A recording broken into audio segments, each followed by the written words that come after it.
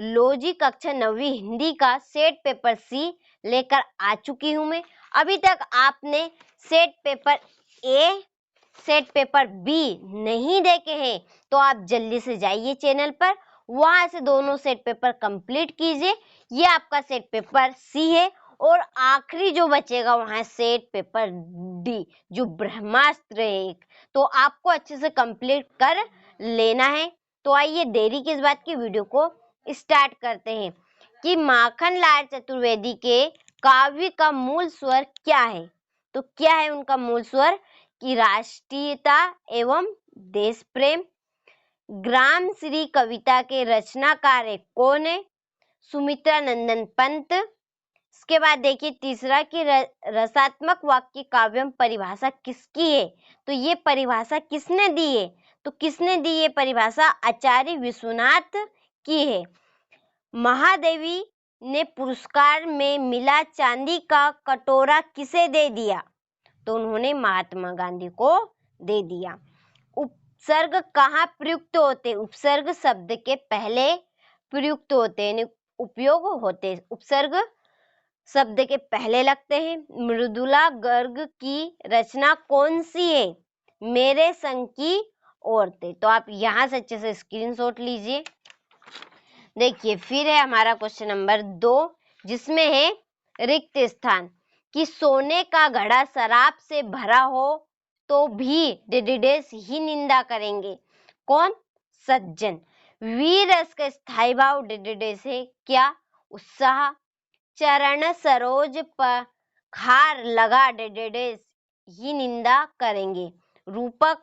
दो बेलों की कथा गद्य की डेडेस विधा की रचनाएं। कहानी है। रेल शब्द डेडेस शब्द है, कैसा? विदेशी शब्द है रेल शब्द। और मेरे संग की औरतें की लेखिका डेडेस है मृदुला गर्ग। तो ये रिक्त स्थान हो चुके हैं। यहाँ से आप अच्छे से स्क्रीनशॉट लीजिए। देखिए आप यदि हिंदी में 60 से 75 नंबर के बीच में नंबर लाना चाहते हैं तो मैं आपको जितने भी सेट पेपर यहाँ पे उपलब्ध करा रही हूँ, यदि आपने सभी सेट पेपर यदि कंप्लीट कर लिए तो आप लिख के रख लीजिए, आपके 60 से 75 नंबर के बीच में नंबर जरूर आएंगे, 100% आएंगे। तो देखिए जोड़ी का मिलान करेंगे हम अच्छे से। बीजक, देखिए बीजक की जोड़ी है कबीर। सिंगार रस, सिंगार रस के स्थायी भाव है रति। चांदी का कटोरा महात्मा गांधी। सालिम अली की जोड़ी देखिए वर्डवाचर। विद्यालय में दीर्घ संधि है। इस जल प्रलय में, ये फणीश्वर नाथ रेणु की रचना है। तो यहाँ से आप अच्छे से स्क्रीनशॉट लीजिए। देखिए फिर एक वाक्य में उत्तर कि रस खान किसके भक्त थे? श्री कृष्ण के। स्थायी भाव को जगाने वाले तथा उद्दीप्त करने वाले रस क्या कहलाते हैं? विभाव। कहानी के कितने तत्व माने गए हैं? 6। मनोयोग का संधि विच्छेद क्या है? मनाहा प्लस योग। अंधकार का तत्व भव शब्द क्या है? तो अंधेरा। और जनरल मिथिया का चित्र किसने मंगवाया था? तो लेखिका बहन रेणु ने। यहाँ से बढ़िया से स्क्रीनशॉट लीजिए। देखिए फिर है सत्य और असत्य कि माखनलाल चतुर्वेदी को देश की आजादी के लिए जेल जाना पड़ा था। सत्यवाद। दोहा मात्रिक छंद है। सत्य।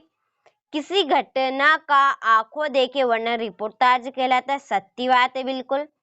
रात दिन में तत्पुरुष समास है। असत्यवाद। लेखक रेणु जी बाद देखने अकेले ही निकल पड़े थे।